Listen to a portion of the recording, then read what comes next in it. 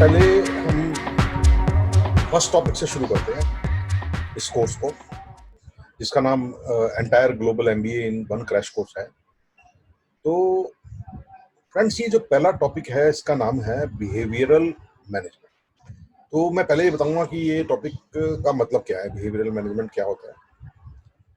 तो दोस्तों देखिए, ऐसा होता है कि जब आप किसी भी ऑर्गेनाइजेशन को चला रहे हैं या उसमें काम कर रहे हैं या आप काम करना चाहते हैं, तो उसमें जो एज ए मैनेजर आपका काम क्या है। सबसे बड़ी बात है कि एज ए मैनेजर काम क्या है। तो जैसे एक इंजीनियर होता है, उसका काम होता है मशीनों से डील करना। आईटी वालों का काम होता है कंप्यूटर से डील करना। मैनेजर्स का काम क्या होता है, जो आप मैनेज कर रहे हैं या उसको ऑर्गेनाइजेशन को चला रहे हैं, उनका काम क्या होता है। उनका काम होता है लोगों से, जो इंसान है उनसे डील करना। उस ऑर्गेनाइजेशन में जो इंसान काम कर रहे हैं उनसे डील करना। तो यानी कि बिजनेस की बहुत सारी साइट्स होती है।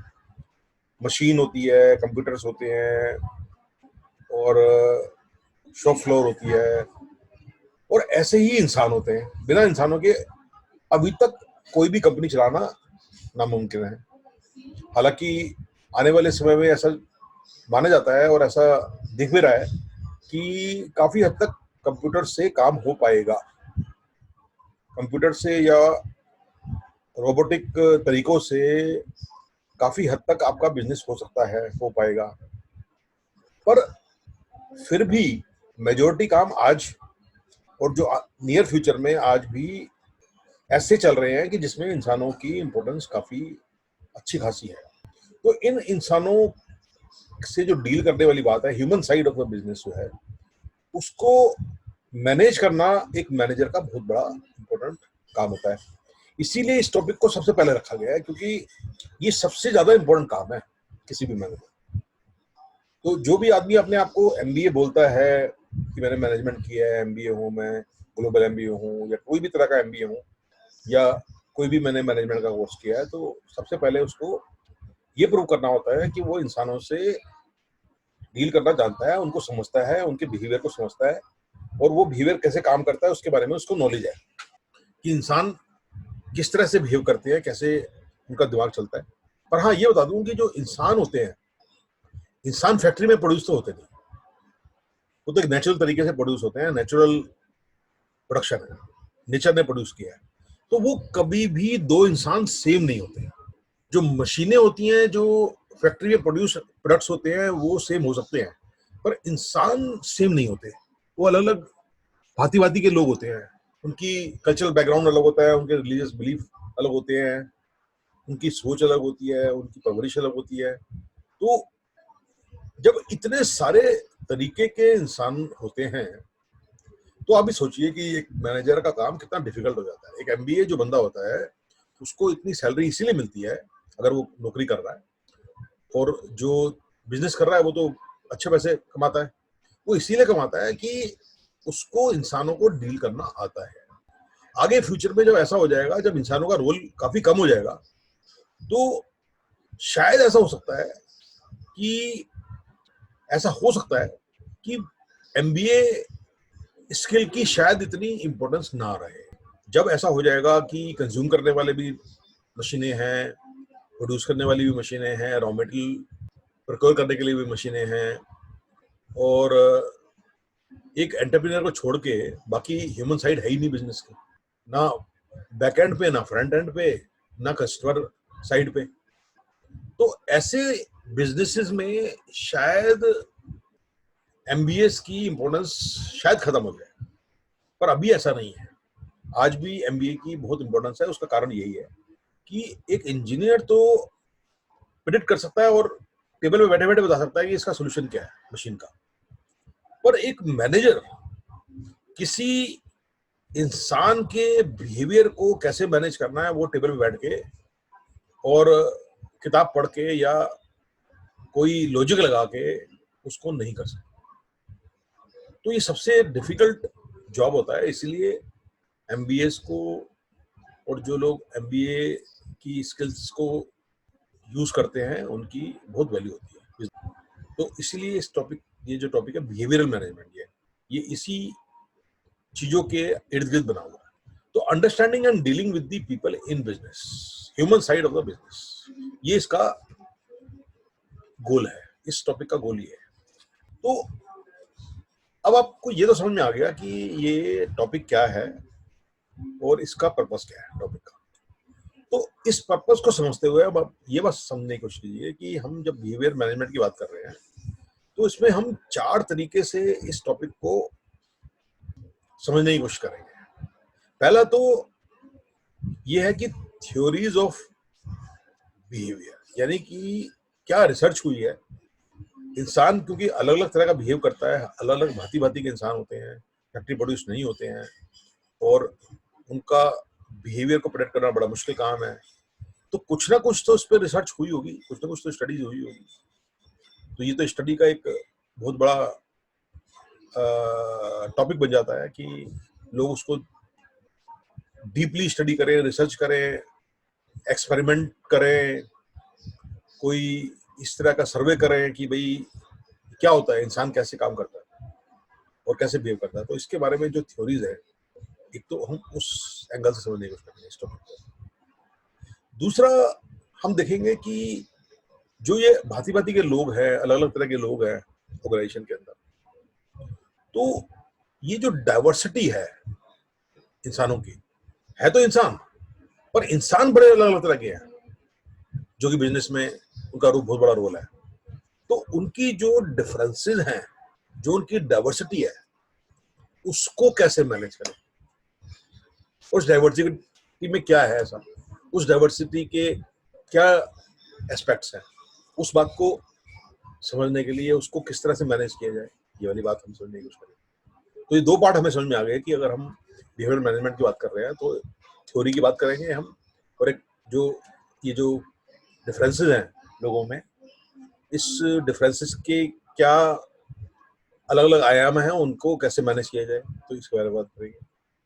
फिर एक तीसरा जो पार्ट हम इसमें समझने की कोशिश करेंगे कि जो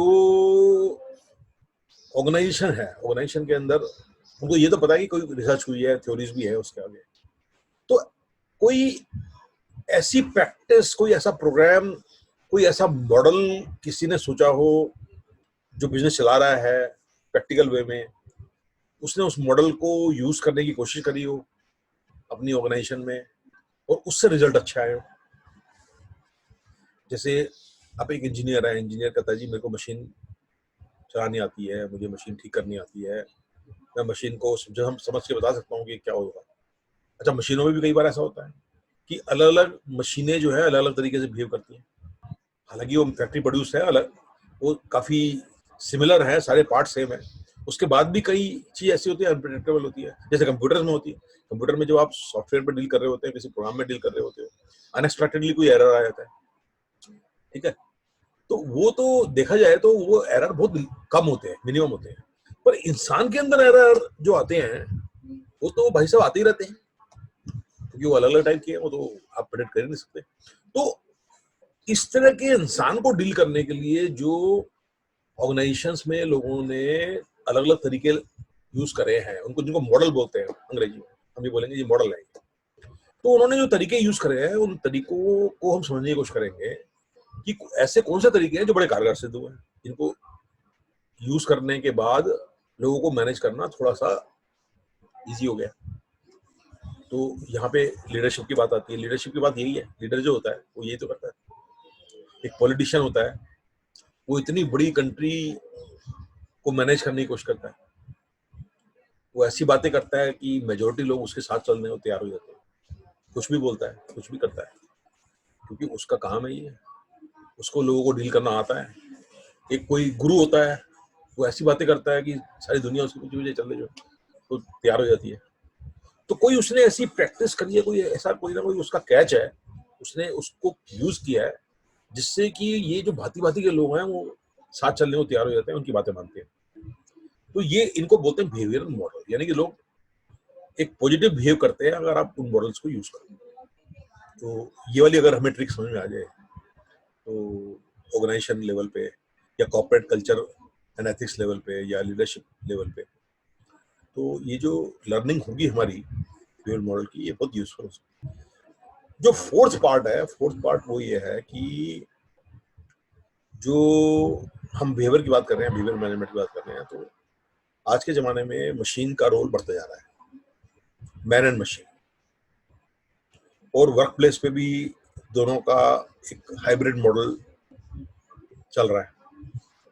हालांकि अभी भी बात वही है कि जो मशीन है उसके बिहेवियर को आप प्रेडिक्ट कर सकते हो, इंसान के बिहेवियर को प्रेडिक्ट नहीं कर सकते। पर आज एक प्रॉब्लम जो सामने आ रही है बिहेवियर को, जो हम सामने की बात कर रहे हैं, तो हम एक हाइब्रिड मॉडल की बात कर रहे हैं जिसके अंदर इंसान और मशीन दोनों साथ काम कर रहे हैं, और उस मशीन में कुछ ऐसा नयापन आ गया है इन रिसेंट टाइम कि ये मशीनें बड़ी इंटेलिजेंटली काम करने लगी हैं। पहले जो मशीनें होती थी वो डम्ब होती थी, पर अब जो मशीनें वो डम्ब नहीं है, वो समय के साथ इंटेलिजेंट बनती जा रही है। जैसे इंसान इंटेलिजेंट होता है, उस वो भी इंटेलिजेंट हो रही है। इंसान की पर्सनैलिटी भी होती है इंटेलिजेंस के साथ, वो मशीन की नहीं हो सकती, वो यूनिक नहीं हो सकती। मतलब पर्सनैलिटी तो होती है पर इंसान की तरह यूनिक नहीं हो सकती। पर हाँ, इंटेलिजेंस जो है वो मशीन में आती जा रही है। उसको कैसे क्रिएट किया जा रहा है, जो I information and communication technology इतनी स्ट्रांग हो गई है कि जो टेक्नोलॉजी है वो इतनी एडवांस हो गई है कि ये जो आर्टिफिशियल इंटेलिजेंस है ये इसमें आने लगी है, और जो कि एक इंसान के लिए बहुत बड़ा चैलेंज हो गया है। इंसान का जो रोल है बिजनेस में, उसको एक बहुत बड़ा चैलेंज हो गया कि ये जो आर्टिफिशियल इंटेलिजेंस है किस लेवल तक इंसान को रिप्लेस कर सकती है। और इस रिप्लेसमेंट को बोलें या हाइब्रिड मॉडल को बोलें या मैन और मशीन के कॉम्बिनेशन को बोलें, आर्टिफिशियल इंटेलिजेंस के पॉइंट ऑफ व्यू से ये बात समझनी है कि ये है कि इंसान के बिहेवियर का इससे क्या रिलेशन है। आर्टिफिशियल इंटेलिजेंस की वजह से इंसान के बिहेवियर में फ्यूचर में क्या चेंजेस आने के आसार हैं। तो ये फ्रेंड्स, जो ये चार हम बातें करेंगे इस आर्टिकल में, इस टॉपिक में, अगर हम इन चार बातों को समझा पाए और समझ सके, और आप इस बात को थोड़ा सा इंटेलिजेंटली समझ सके, तो आपको ये बिहेवियरल मैनेजमेंट का जो ट्रिक है, बिहेवियरल मैनेजमेंट का जो फंडामेंटल है, इसका जो क्रक्स है, इसकी जो फाउंडेशन है, इसका जो बेस है, वो आपको काफी हद तक समझ में आ सकता है। और शायद आप इसको थोड़ा सा एक डिफरेंट परसेप्शन से और डायरेक्शन से देख के आपकी जो स्किल्स हैं, इंसान को मैनेज करने की जो स्किल्स है, उसमें काफी हद तक बढ़ोतरी होगी। बढ़ोतरी तो होगी डेफिनेटली, पर कितने हद तक होगी वो आप पे डिपेंड करेगा कि आप इस बात को कितना समझ सकते हैं, इन चारों बातों को कितना समझ सकते हैं, ये आप पे निर्भर करता है। आप इन बातों को जो मैं आपसे डिस्कस करने वाला हूँ उसको समझ के आप कितना डीपली जा सकते हैं इस मैटर के अंदर, अपने सेल्फ इंटरेस्ट से।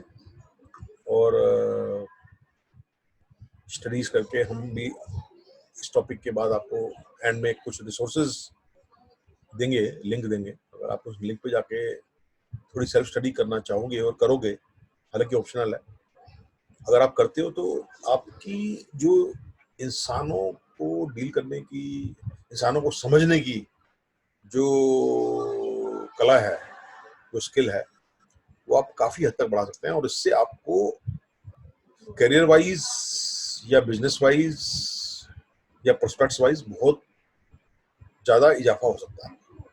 ठीक है सर, तो हम इस टॉपिक पे आगे